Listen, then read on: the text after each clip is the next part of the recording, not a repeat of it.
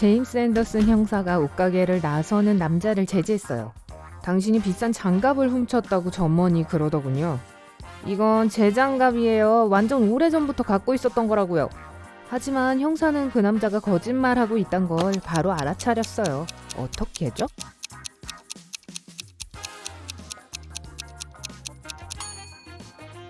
남자는 그 장갑을 쓸 수 없었을 거예요. 둘 다 같은 손의 장갑이었어요. 아침 일찍 전화 한 통에 앤더슨 형사가 깼어요. 우리 집에 도둑이 들었어요. 라고 해리슨 씨가 소리쳤어요.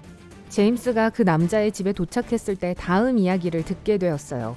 제가 출장 가고 없는 동안 이웃인 아담이 집을 봐주고 있었어요. 그때 아담 씨가 끼어들었어요. 어제 해리슨 씨 집에서 소리 나는 걸 들었어요. 창가로 가서 모든 게 괜찮은지 확인하려고 했어요. 엄청 추웠고 창문이 완전 얼어 있었죠. 창문을 좀 녹이려고 입김을 약간 불었어요. 그리고 온통 엉망인 걸 봤어요. 바로 해리슨 씨에게 전화를 걸었죠. 그리고 지금 앤더슨 형사가 말했어요. 이웃에게서 훔친 물건이 어디 있는지 말해주세요. 앤더슨 형사는 아담이 유죄라는 걸 어떻게 알았죠?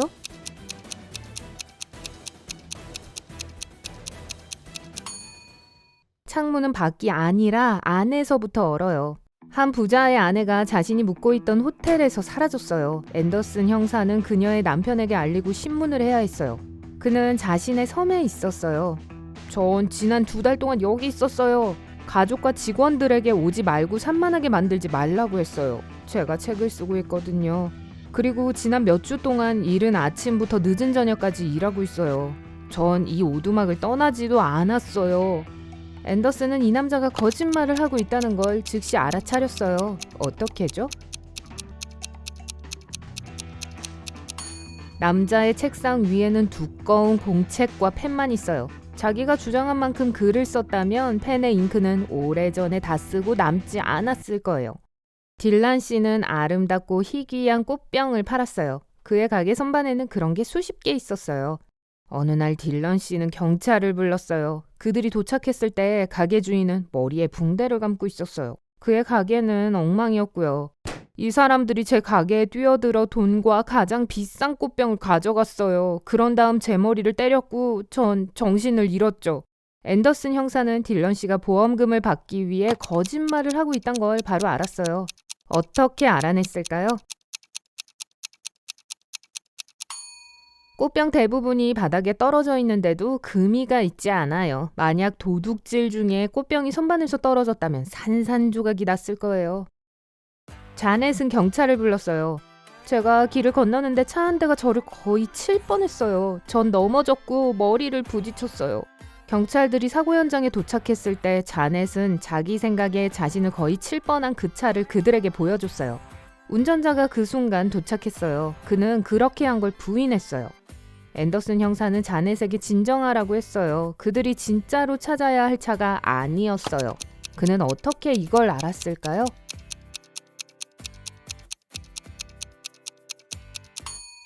자넷이 길을 건널 땐 비가 오고 있었어요. 하지만 남자의 차 밑엔 건조한 곳이 있어요. 그 뜻은 그곳에 차가 오랫동안 있었기 때문에 자넷을 칠 수 없다는 걸 의미하죠. 이 두 블로거들 좀 보세요. 보시다시피 둘 다 인기 많은 것 같아요. 또 둘은 같은 수의 좋아요를 갖고 있죠. 하지만 둘 중 한 명은 뭔가 이상해요. 뭔가 숨기고 있는 게 틀림없어요. 뭘까요?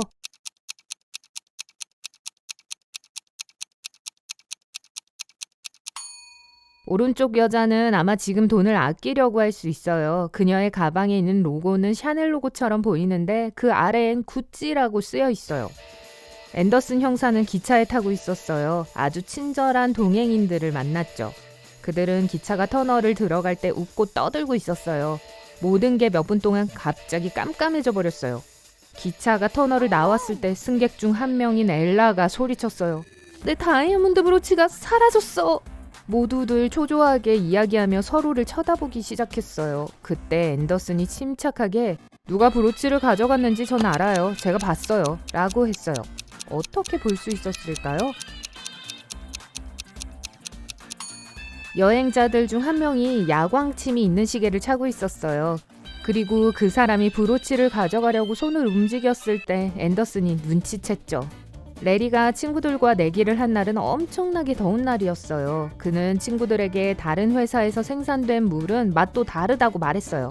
그 당시 그들은 레리의 친구 중 한 명의 정원에서 물과 레모네이드를 마시면서 쉬고 있었어요. 내 눈을 가려도 돼. 내가 물 2병을 한 모금씩 마셔볼게. 식탁 위에 있는 것과 부엌에서 가져오는 걸 말이야. 그게 다른 회사란 걸 내가 봤지. 내가 그 차이를 구별할 수 있을 거라고 장담해. 그런 다음 정확하게 그렇게 했죠. 친구들은 레리가 이겨서 돈을 줄 준비가 되었지만 앤더슨 형사가 끼어들었어요. 네, 그도 여기 있었어요.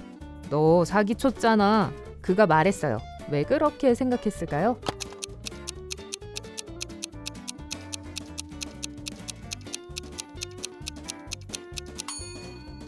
굉장히 무더운 날이었어요. 몇 시간 동안 밖에 있었던 물이 부엌에서 가져온 물보다 훨씬 더 따뜻한 건 당연하잖아요.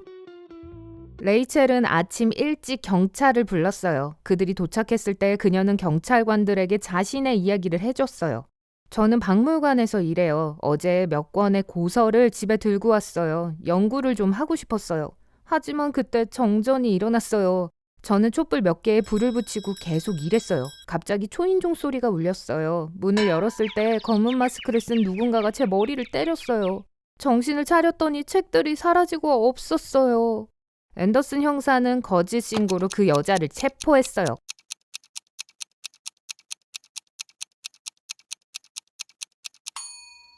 정전이 되었으면 초인종이 작동하지 않았을 거예요.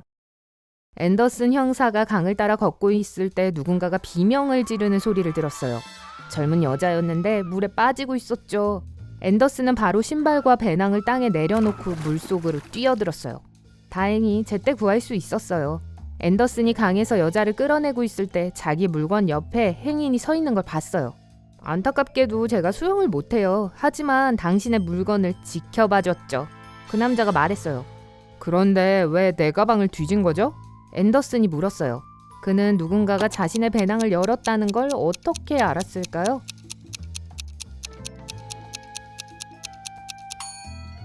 땅에 가방을 떨어뜨렸을 때 지퍼는 왼쪽에 있었어요. 하지만 지금은 오른쪽에 있어요. 앤더슨 형사는 밀수업자가 도시에서 가장 큰 공항을 통해 나라를 떠날 거란 걸 알아냈어요. 그는 그곳에 도착해서 용의자 3명을 억류했어요. 보고 누가 밀수업자인지 알아내보세요.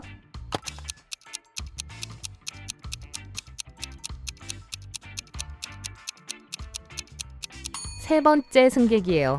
그의 여행 가방은 여성용 신발, 양탄자, 낡은 더러운 청바지, 가발 등 완전 무자귀적인 것들로 가득해요. 게다가 닫았을 때 여행 가방은 열려있을 때보다 훨씬 더 커 보여요.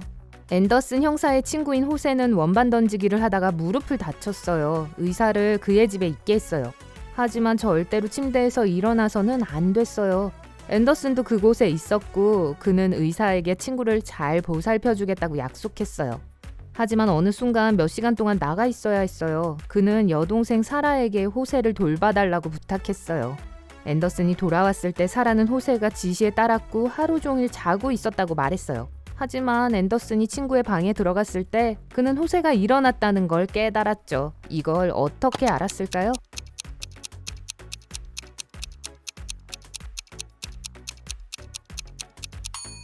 호세는 침대 옆 램프를 책상에서 침실용 탁자로 옮겨 플러그를 꽂았어요. 앤더슨 형사의 여동생 사라는 사이클 선수인 마이클과 결혼했어요. 어느 토요일 아침 앤더슨은 그들을 방문하러 갔는데 모두가 극도로 긴장하고 있다는 걸 알아챘어요. 알고 보니 마이클이 힘든 사이클 대회에 나갔다는 거였죠. 우승자에게 주는 꽃다발을 꼭 갖다 줄게. 마이클이 사라에게 말했어요. 4시간 후 그는 정말로 아름다운 꽃들을 갖고 돌아왔어요. 하지만 앤더슨은 마이클이 대회에서 우승하지 못했단 걸 바로 알았어요. 어떻게 알았죠?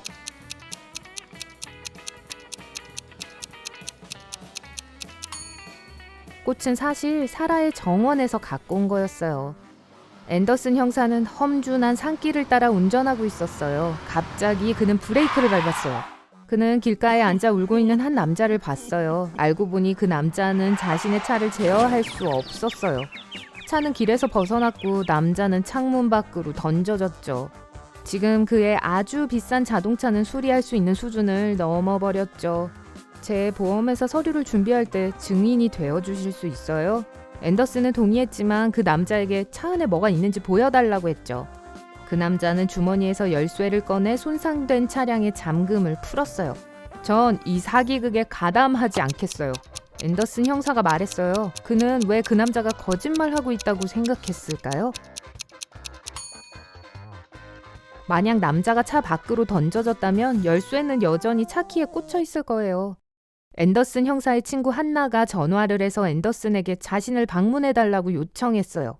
자신의 남편인 마틴과 관련이 있다고 했어요. 산에 출장 가야 한다고 했어. 추운 날씨를 싫어해서 그곳에 가기 싫어했었는데 말이야.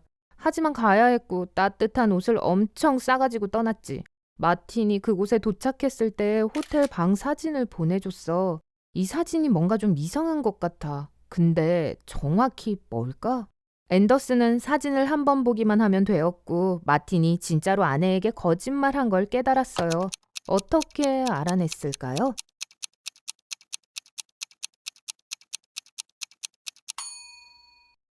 창밖에 야자수가 있어요. 이 나무들은 추운 기후에선 자라지 않아요.